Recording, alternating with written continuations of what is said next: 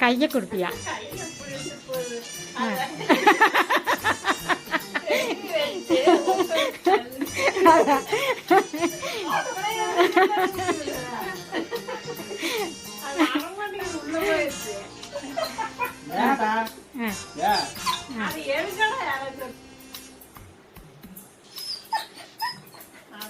என்னடா என்ன சொல்றா?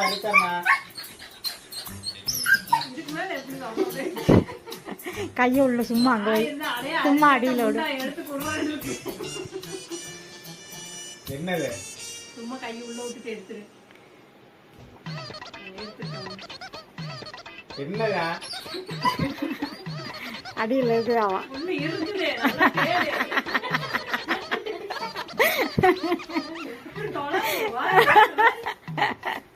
அவன் அடிச்ச